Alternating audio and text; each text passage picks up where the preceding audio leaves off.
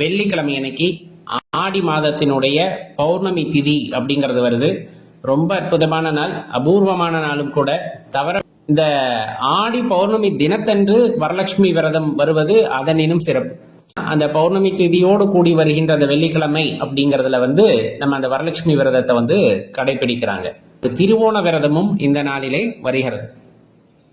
அப்ப வழிபாடு செய்வார்கள். குலதெய்வம் பெண் தெய்வமாக இருக்கிறார்கள் அப்படிங்கும் போது அந்த தெய்வத்திற்கு மாவிளக்கு போட்டு வழிபாடு செய்வதற்கு உகந்த நாள் அப்படின்னு சொன்னோம்னா இந்த நாளை குறிப்பிட்டு சொல்லும்.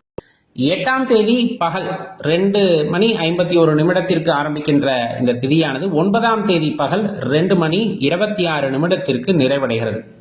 கண்டிப்பா அவருடைய கருணை பார்வையினால் அந்த வேண்டுதல் நிறைவேறும் அப்படிங்கிறது நம்ம சித்தர்களுடைய வாக்கு. அதனால மறக்காம அந்த வழிபாட்டை செய்யலாம்.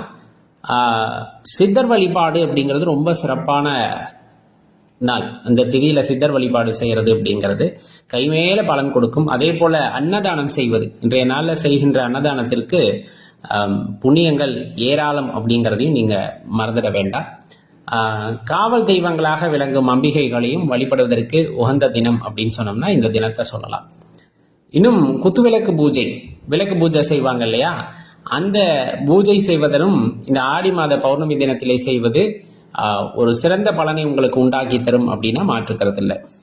அடுக்கிக்கிட்டே போகலாம் இந்த ஆடி மாத பௌர்ணமியுடைய சிறப்பை. இந்த அபூர்வமான நாளை நீங்க தவற விட்டுறாதீங்க. மறக்காம உங்க நண்பர்களுடனும் பகிர்ந்து கொள்ளுங்க.